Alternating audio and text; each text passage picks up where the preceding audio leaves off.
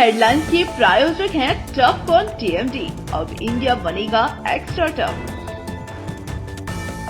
Electronics item, dam roof furniture, आकर्षक fancy lights पर धमाकेदार ऑफर के लिए जल्दी पहुंचे प्रदीप सेल्स, मकतपुर रोड, गिरिडीह। हड्डी, नस एवं जनरल बीमारियों के इलाज में ना करे विलंब। पहुंचे पार्वती हॉस्पिटल, पता कॉलेज मोड़ के निकट, रेलवे ओवरब्रिज के पूर्व की ओर, सीहोडी, गिरिडीह। पिछले 100 वर्षों से आपके भरोसे का साथी काजिम अली हार्डवेयर, सोमानी के एक्सक्लूसिव शोरूम के साथ सभी प्रकार की टाइल्स, मार्बल, ग्रेनाइट और सैनिटरी आइटम विक्रेता। पता करबला मैदान के सामने, बरवाडी, गिरिडीह। अनीता इलेक्ट्रिक स्टोर लेकर आए हैं ऑफर ही ऑफर। खरीदारी के लिए आज ही पहुंचे। पता बाभन टोली मोड़, गिरिडीह।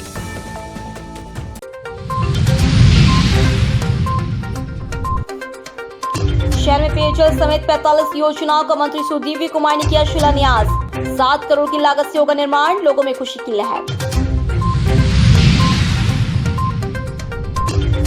बेटी पैदा करने पर ससुराल वालों ने दी सजा, घर से किया बाहर। 3 दिनों से घर के बाहर भूखी प्यासी बैठी है शमीमा परवीन।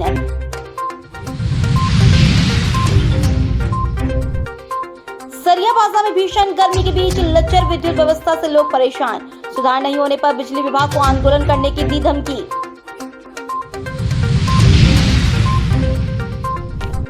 और इंटरमीडिएट कला संकाय परीक्षा में भाई बहन की जोड़ी ने मचाया धमाल। बहन जिले में लाई पहला स्थान, भाई भी रहा 5वें नंबर पर। परिजनों ने समारोह आयोजित कर दोनों को किया सम्मानित।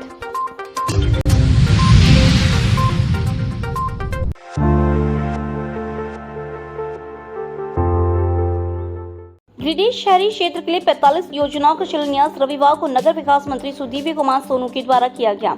शहर के झंडा मैदान के समीप स्थित विवाह भवन में एक कार्यक्रम आयोजित कर गिरिडीह शहरी विकास से जुड़े एवं शहरी जल समस्या के निदान के लिए 7 करोड़ रुपए की लागत से बनने वाले 45 योजनाओं का शिलान्यास मंत्री सुदीव्य कुमार एवं उपायुक्त रामनिवास यादव ने विधिवत पूजा अर्चना कर एवं नारियल फोड़ कर किया। इन योजनाओं में HYDT का अधिष्ठापन, नाली निर्माण, PCC निर्माण, पाइपलाइन आदि योजनाएं शामिल हैं।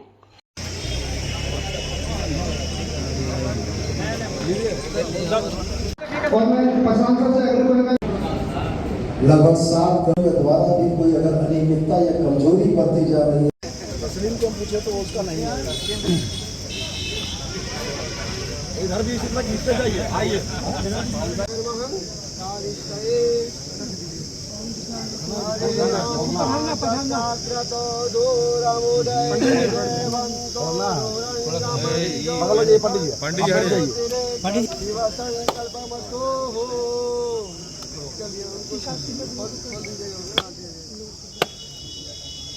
नाम लेकर खोले तब ने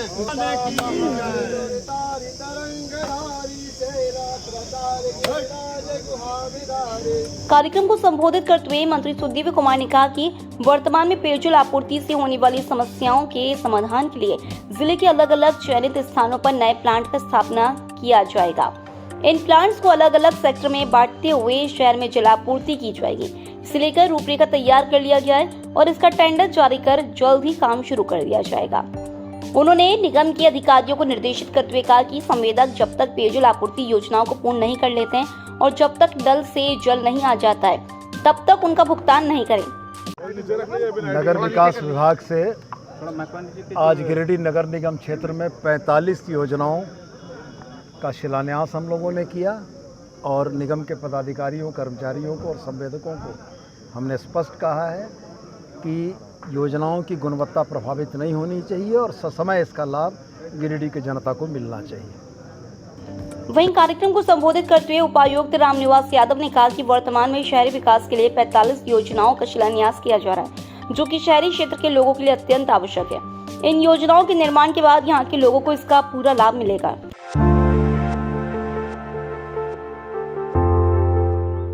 समाज में आज भी बेटियां हिकारत भरी नजरों से देखी जा रही हैं। बेटी पैदा करने की सजा उनकी माओं को भी दी जाती है।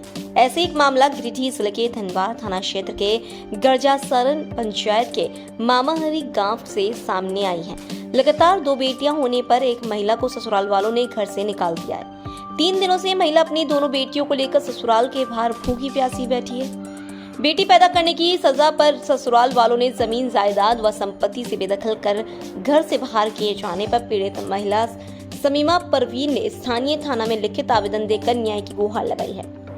बताया गया कि 2013 में समीमा परवीन की शादी मोइनुद्दीन अंसारी से हुई थी। शादी के कुछ महीनों तक जिंदगी अच्छी गुजरी। उसके बाद कुछ वर्षों तक बच्चा नहीं होने पर प्रताड़ित किया गया। उसके बाद 2 बेटी हुई, फिर भी ससुराल वालों के द्वारा बेटी होने की वजह से प्रताड़ित किया जाने लगा और यह प्रताड़ना का स्तर इस हद तक पहुंच गया कि महिला को मारपीट करने के बाद घर से बाहर कर दिया है। जिसके बाद पिछले 3 दिनों से महिला ससुराल के गेट के सामने भूखे प्यासे अपनी दोनों बेटियों के साथ पड़ी हुई है। मामला यही है सर, देखिए मतलब शादी मतलब 2013 में शादी हुआ, करीब मतलब जितना दिन हुआ यहीं रहे हम और रहने के बाद में कितना मतलब 6-8 साल मतलब बच्चा नहीं हुआ, मतलब करीब 7 साल बच्चा नहीं हुआ हमको। उसके मतलब बहुत तंग किया था, बच्चा नहीं हो रहा, बच्चा नहीं छोड़ देंगे करेंगे, तो मेरा बच्चा हुआ था।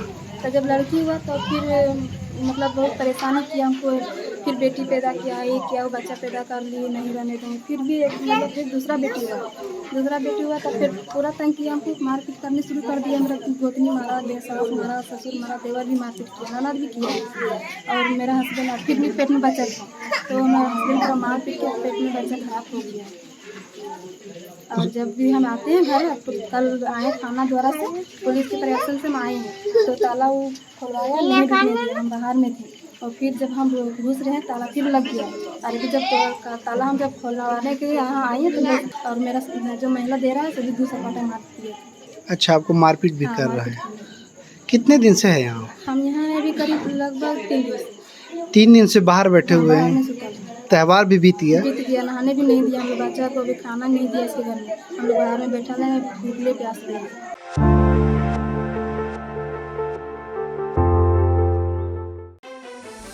भीषण गर्मी में गिरिडीह जिले के सरिया बाजार में विद्युत व्यवस्था की लचर स्थिति से जनता परेशान है। घर परिवार से लेकर रोजी रोजगार तक विद्युत की लचर व्यवस्था के कारण अव्यवस्थित हो गई है। रविवार को सरिया विद्युत संघर्ष समिति और सरिया बाजार के व्यवसायियों ने सरिया पावर ग्रिड और सब स्टेशन का जायजा लिया और विद्युत विभाग की मनमानी और भारी कटौती को लेकर आंदोलन करने की लिखित अल्टीमेटम दिया है। इस बाबत विद्युत संघर्ष समिति के अध्यक्ष विशाल गंभीर और सचिव जिम्मी चौरसिया ने कहा, अव्यवस्थित विद्युत व्यवस्था के कारण घरों में बच्चे, बुजुर्ग और महिलाओं को काफी परेशानी हो रही है। वहीं रोजी रोजगार भी लचर विद्युत व्यवस्था के कारण ठप हो गया है। इधर सरिया व्यवसायिक संघ के अध्यक्ष संजय मोदी ने कहा कि अनियमित विद्युत आपूर्ति के कारण सरिया बाजार में रोजगार करने वाले लोगों को भी काफी परेशानी हो रही है। भीषण गर्मी में अगर इसी तरह का हालात रहा तो सड़कों पर उतरकर आंदोलन करेंगे। विद्युत विभाग के अधिकारियों को ज्ञापन सौंपने वालों में विद्युत संघर्ष समिति के अध्यक्ष विशाल गंभीर, सरिया व्यवसायिक संघ के अध्यक्ष संजय मोदी, विद्युत संघर्ष के सचिव जिम्मी चौरसिया और राहुल गंभीर, अंबर जैन, चंदन रजक, मोहम्मद अलीम, विनोद मंडल, मंटू गुप्ता, हैप्पी अग्रवाल, संदीप अग्रवाल सहित अन्य कई लोग मौजूद थे।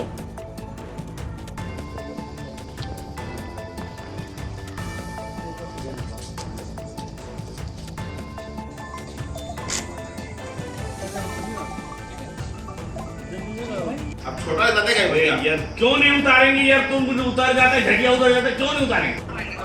दूसरी बात है, अभी आप बताइए, कल हम आपको फोन किए थे 10 बजे के लगभग में कि हम लोग यहाँ जो तार इधर से उधर किया हुआ है वो तार जल गया है, उसको आप चेंज कब किए जानते हैं सर? 5 बजे शाम को। बिजली विभाग की मनमानी नहीं चलेगी, बिजली विभाग की मनमानी नहीं चलेगी। सरिया में बिजली 22 घंटा देना होगा, सरिया में बिजली 22 घंटा देना होगा। जिंदाबाद, विद्युत संघर्ष समिति जिंदाबाद, सरिया की जनता जिंदाबाद। पावर ग्रिड में जाके पता किया कि आखिर बिजली आप कम दे रहे हैं या पावर हाउस से दिक्कत हो रहा है। तो वहाँ जो भी अधिकारी थे उन्होंने कहा कि देखिए अभी हम फुल लोड दिए हुए हैं लेकिन पावर हाउस वाले लोग नहीं लोड ले रहे हैं। जिसके कारण मेरे यहाँ कोई दिक्कत नहीं है। जो भी दिक्कत है पावर हाउस में है। उसके बाद हम लोगों ने एसडीओ साहब से बात किया कि आप जो हमारे सरिया में 11,000 की स्थिति इतना जर्जर है तार का, उसके बारे में चर्चा किए। दूसरा जो ये कवर तार दिया गया है जो कहीं ना कहीं हर 2-2 घंटा में जल जाता है, तो ये सब अगर सरिया में जो स्थिति बना हुआ है अगर इसका सुधार नहीं होता है तो हम सरिया के व्यवसायी लोग विद्युत संघर्ष समिति के बैनर तले एक बड़ा आंदोलन करेंगे, जिसकी सारी जवाबदेही बिजली विभाग की होगी। अभी हम सरिया में विद्युत की लचर व्यवस्था को लेकर के जो काफ़ी दिनों से जो है बिजली की कटौती हो रही है, काफ़ी शटडाउन हो रहा है, एम्पियर की कटौती है, तो इसको लेकर के हम लोग आज विद्युत संघर्ष समिति और सरिया के आम नागरिक व्यवसायी संघ के साथ पावर सब ग्रिड सरिया गए थे और वहाँ पर जो है जाकर के ये जानकारी ली कि इसका मुख्य कारण क्या है।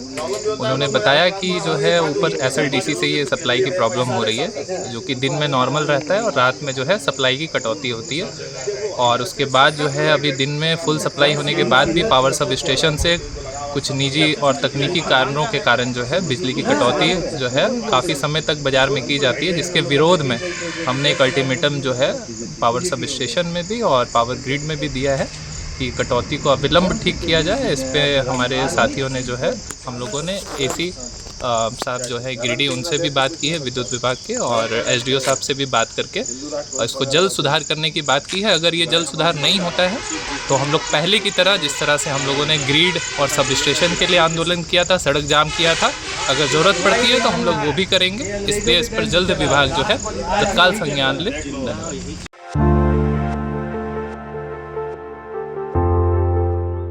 गिरिडीह शहरी इलाके के ward number 11 COD bank of India के सामने शनिवार की शाम को द सिटी क्रोन रिसोर्ट का विधिवत उद्घाटन किया गया। उद्घाटन अवसर पर बतौर मुख्य अतिथि मंत्री सुदीव्य कुमार सोनू उपस्थित हुए, जबकि मौके पर झामुमो जिलाध्यक्ष संजय सिंह, कांग्रेस के कार्यकारी जिलाध्यक्ष सतीश केडिया, भाजपा नेत्री प्रो विनीता कुमारी, प्रसिद्ध हड्डी रोग विशेषज्ञ डॉक्टर रितेश कुमार सिन्हा, कांग्रेस नेता doctor Sameer Raj Chaudhary, doctor CK Singh, doctor NK Singh समेत कई गणमान्य शामिल रहे। इस अवसर पर रिसोर्ट के संचालक आनंद शर्मा ने मंत्री समेत सभी उपस्थित अतिथियों का स्वागत गर्मजोशी के साथ किया। इसके बाद गाजे बाजे के साथ फीता काटकर और दीप प्रज्वलित कर रिसोर्ट का विधिवत उद्घाटन किया गया। मौके पर अतिथियों ने रिसोर्ट खुलवाने पर संचालक आनंद शर्मा को अपनी शुभकामनाएं दी।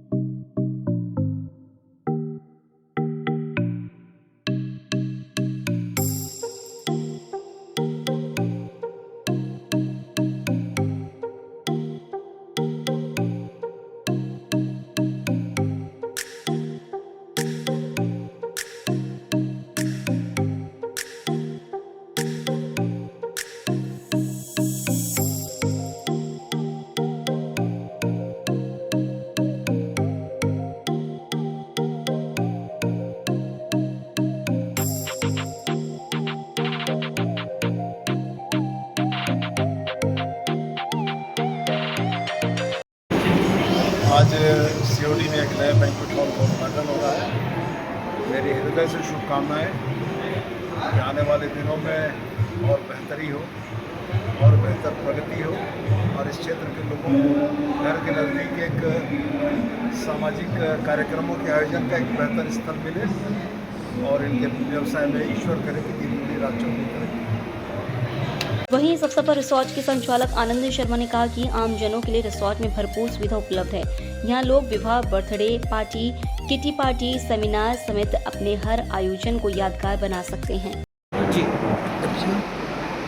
आज यहाँ COD बैंक ऑफ इंडिया के सामने में सिटी ग्राउंड रिसोर्ट का उद्घाटन हुआ है माननीय मंत्री श्री कुमार सोनू जी के द्वारा। ये जो रिसोर्ट खुला है ये लोगों के लिए ऐसा खुला है जो कि सारी सुविधाओं के लिए सारी सुविधाएं यहाँ आपको मिलेगी। जैसे यहाँ पे बड़े हॉल है, रूम्स वगैरह है, लॉन एरिया है, पार्टी एरिया। आप यहाँ पे आइए और कुछ भी जो आपको जो आवश्यकता चाहिए वो आपको यहाँ पे हम लोग प्रोवाइड करेंगे। और हम लोग का कामना है कि ये गिरिडीह के लिए बहुत ही अच्छी चीज़ है जो खुला है, बिल्कुल मॉडर्न पैटर्न पे ये बनाया गया है। और आप लोग जब आएंगे यहाँ पे तो देखेंगे कितना अच्छा हम लोग को यहाँ पे सुविधाएं मिल रही हैं। रूम भी सारे जो है बिल्कुल सब वेल मेंटेन रूम है, सारे प्रीमियम रूम्स है, आपको फुल्ली AC रूम है। आप जैसे आए यहाँ पे आए और यहाँ पर सुविधा का आप लोगों से।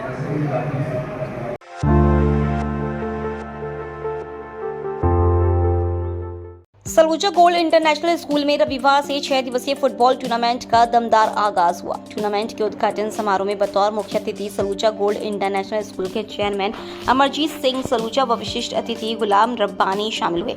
मौके पर मुख्य अतिथि विशिष्ट अतिथि विद्यालय के प्रबंध निदेशक जोरावर सिंह सलूजा, निर्देशक रमनप्रीत कौर सलूजा, प्राचार्य ममता शर्मा, उप प्राचार्य सूरज कुमार लाला, सीनियर एडमिनिस्ट्रेटर रूपा मुद्रा एवं मैच ऑफिशियल उदय मिश्रा ने दीप प्रज्वलित कर और मुख्य अतिथि के हाथों CBSE का झंडोत्तोलन कर मैच के शुरू होने की औपचारिक घोषणा की गई। इस दौरान देश के अलग अलग राज्य जैसे यूपी, बिहार व झारखंड से आई एवं विभिन्न रंगों की जर्सी पहने अंडर 17 और अंडर 15 की टीमें अब श्रेणीबद्ध होकर ग्राउंड पर मार्च पास्ट के लिए उतरी तो अद्भुत समय बन गया। कतारबद्ध होकर चलती टीमें और उनका कॉन्फिडेंस स्तर सचमुच सराहनीय था।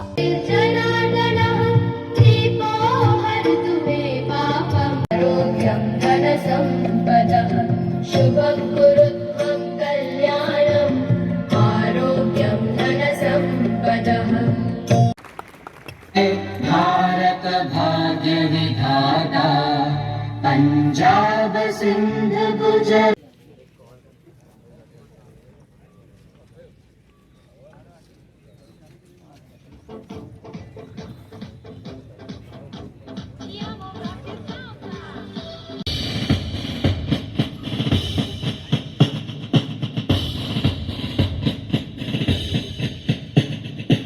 इस अवसर पर मुख्य अतिथि ने अपने संबोधन में प्रतिभागियों एवं उनके कोचों को गर्मी के इस मौसम में कमिटमेंट के साथ प्रतियोगिता में भाग लेने के लिए आभार प्रकट किया। साथ ही उनके आत्मविश्वास और टूर्नामेंट के प्रति उनके समर्पण और तैयारियों की सराहना की।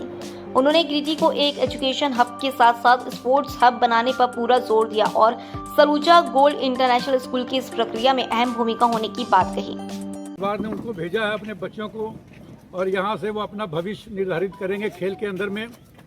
और आप जानते हैं, आप लोग सभी जानते ही हैं कि फुटबॉल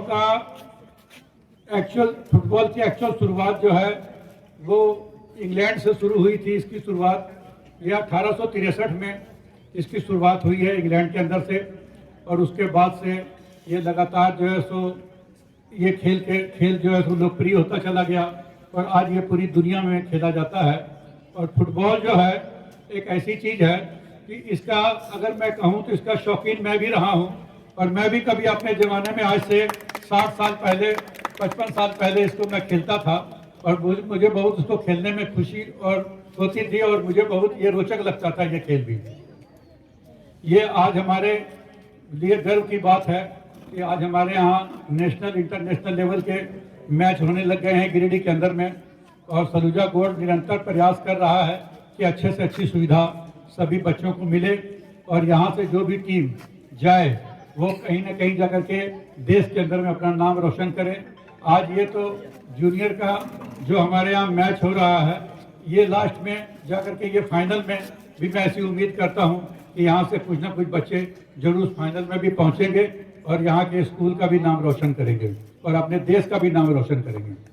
और मैं ये भी कहना चाहता हूँ कि आज हमारे जो स्कूल की टीम है, जो हमारे प्रिंसिपल मैम हैं, जो इनकी पूरी टीम जोरावर, रमनप्रीत, इन लोगों के प्रयास से लगातार जो है सो निरंतर स्कूल आगे की ओर बढ़ रहा है। टूर्नामेंट में मैच के संचालन का जिम्मा विद्यालय के स्पोर्ट्स कोच धनंजय राय, घनश्याम रचक और अजय ने संभाल रखा है। लीग मैचों की श्रृंखला में पहले दिन होने वाले 3 मैचों में दोपहर तक अंडर 17 आयु वर्ग में एक मैच सनबीम स्कूल सन सिटी वाराणसी और विष्णु भगवान पब्लिक स्कूल प्रयागराज के बीच खेला गया।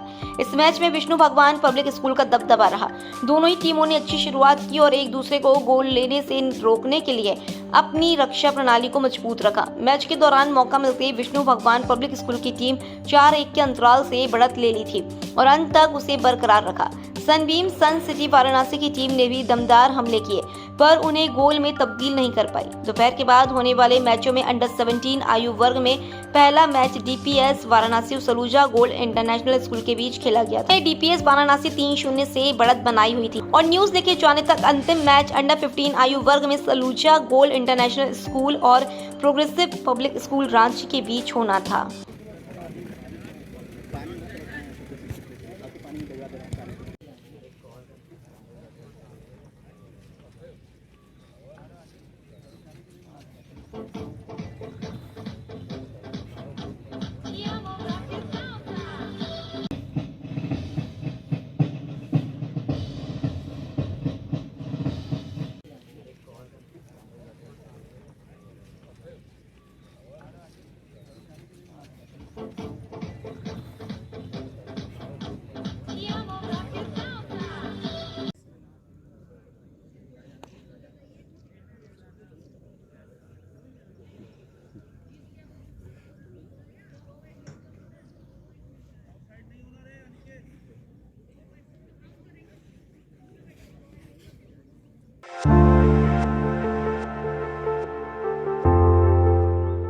जैक द्वारा आयोजित इंटरमीडिएट कला संकाय परीक्षा में पीटान प्रखंड के पालगंज की रहने वाली छात्रा कुमारी ऋतंभरा ने 466 अंक प्राप्त कर जिले में पहला और राज्य में तीसरा स्थान प्राप्त की है।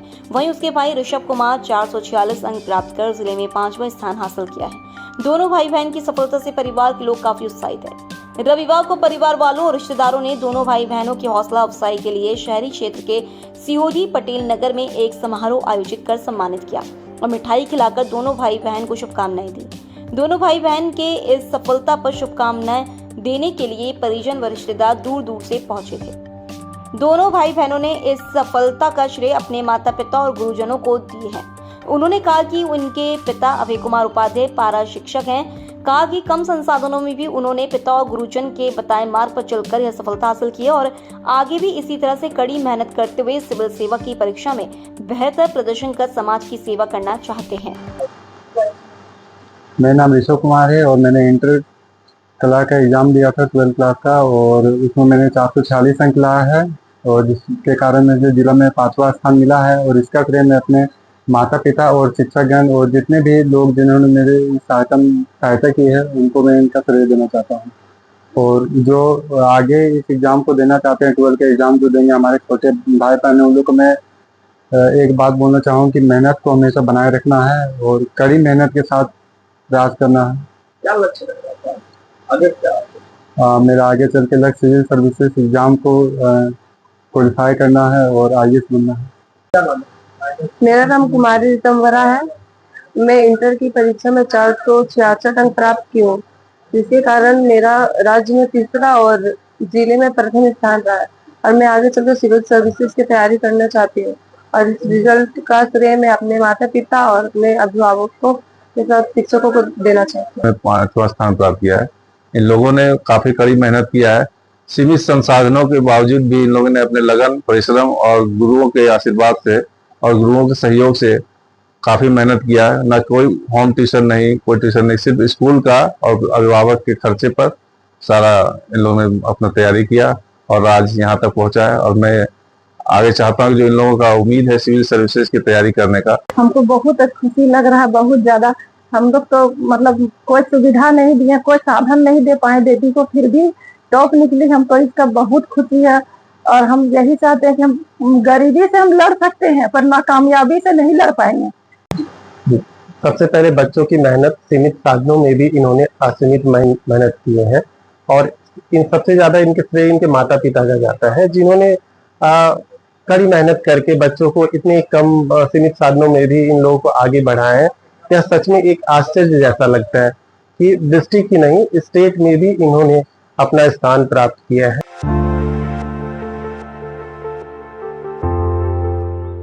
समृद्ध हायर एजुकेशन एंड सर्विसेज की ओर से रविवार को शहर के एक होटल में छात्र सम्मान समारोह सह admission counselling and on the spot admission का आयोजन किया गया। कार्यक्रम में मुख्य अतिथि के रूप में EFOS के chairman Sachin Jain, fire bird के निदेशक डॉक्टर शिव निवास समेत कई नामी यूनिवर्सिटी के प्रतिनिधि और जिले के प्रमुख शिक्षण संस्थान के शिक्षक मौजूद थे। इस कार्यक्रम में Chandigarh university, lovely professional university, KIIT university, ITR NIMS, JECRC university, BENNETT university, Amethi, Jaipur, Gurugram, Bengaluru, Mumbai city university, SR university, NTU, ASU, ILM university, DBS university, ACG, GGI, NIFD, Haridwar university, Geeta university, Rungta, Lamrin tech skill university, Vijay eduversity, Shri university, firebird, MBBS India, MBBS abroad के प्रतिनिधि शामिल हुए। इस अवसर पर दीप प्रज्वलित कर कार्यक्रम का विधिवत उद्घाटन किया गया। आप अपना प्रोजेक्ट क्लियर कर दीजिए, सब कुछ कर दीजिए,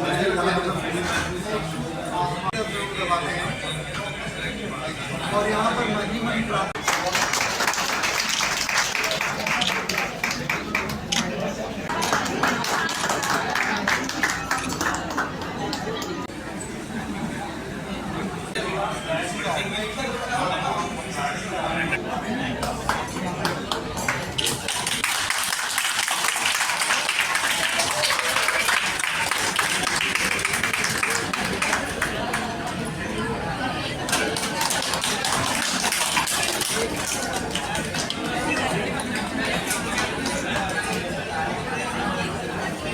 समारोह में 10वीं और 12वीं परीक्षा में बेहतर परिणाम प्राप्त करने वाले करीब 800 छात्र छात्राओं को सम्मानित किया गया।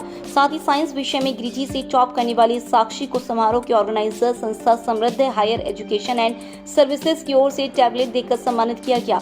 इस कार्यक्रम में उपस्थित बच्चों को 12वीं के बाद किस क्षेत्र में और किस यूनिवर्सिटी से शिक्षा प्राप्त करना है, इसके बारे में विस्तार से जानकारी दी गई।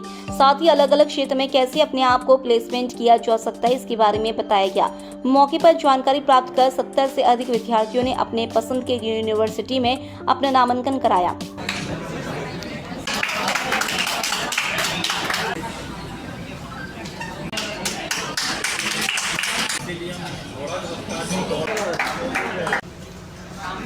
इस बाबत ऑर्गेनाइजर राहुल कृष्णा ने बताया कि श्री रामकृष्ण महिला महाविद्यालय के समीप उनका कार्यालय है, जहां 380 देश विदेश के टॉप क्लास यूनिवर्सिटी में एडमिशन को लेकर जानकारी प्राप्त कर सकते हैं। कहा कि 12वीं के बाद बच्चों को बेहतर शिक्षा संस्थान से शिक्षा देना बहुत जरूरी होता है। ऐसे में छात्र व अभिभावक जो आज किसी कारणवश कार्यक्रम में नहीं पहुंच सके, वो उनके कार्यालय में आकर सभी जानकारियों को प्राप्त कर सकते हैं। आज हमने समृद्ध हायर एजुकेशन सर्विसेज ने आज छात्र सम्मान समारोह and counselling with spot admission का प्रोग्राम हमने यहाँ पे रखा था, जो कि बहुत ही सफलतापूर्वक हुआ। हमने 2 बच्चे उत्तीर्ण थे, उनको हमने मेडल सर्टिफिकेट से उनको सम्मानित किया। जो गिरिडीह से साक्षी टॉप की है, उसको हमने टैब देकर सम्मानित किया है। क्या संदेश देना चाहेंगे यहाँ के छात्र छात्राओं को? देखिए, आज के दिन में हमारे पास में इंडियाज़ के बेस्ट यूनिवर्सिटीज़ एंड कॉलेजेस ने यहाँ पे गिरिडीह आकर बच्चों का काउंसलिंग किया है। मैं चाहता हूँ कि जितने भी बच्चे हैं उनको पता होना चाहिए कि इंडिया में जो कॉलेजेस हैं उनमें एडमिशन का प्रोसेस क्या होता है और झारखंड सरकार से और स्कॉलरशिप क्या होता है, ये सारा इन्फॉर्मेशन उनके पास में होना चाहिए, तभी जाके वो बच्चों को सही कॉलेज और सही जानकारी मिल सकती है। हमारा ऑफिस है RK महिला कॉलेज के पास में, समृद्ध हायर एजुकेशन एंड सर्विसेज के नाम पे। जो भी बच्चों को डाउट है या जो बच्चे यहाँ पे नहीं आ पाए हैं किसी कारण से या कोई पेरेंट्स नहीं आ पाए हैं, वो चाहे तो वहाँ पे आकर काउंसलिंग करा सकते हैं। गिरिडीह के अशोका इंटरनेशनल होटल में बच्चों के भविष्य के लिए एक कार्यक्रम रखा गया, जिसमें विभिन्न देश के बड़े बड़े कॉलेजेस यूनिवर्सिटीज़ के प्रतिनिधि उपस्थित रहे हैं। यहाँ पे जो सूचना मिली है उसके हिसाब से बहुत सारे कॉलेजेस ने अपना स्कॉलरशिप यहाँ पे बच्चों को देने का प्रयास किया है। साथ ही साथ करियर काउंसलिंग जो बहुत इम्पोर्टेंट होता है एक बच्चों के भविष्य के लिए, जिसमें कि वो चुन सकते हैं कि हमको कौन सा कॉलेज में जाना है और हमको कौन सा पढ़ाई करना है।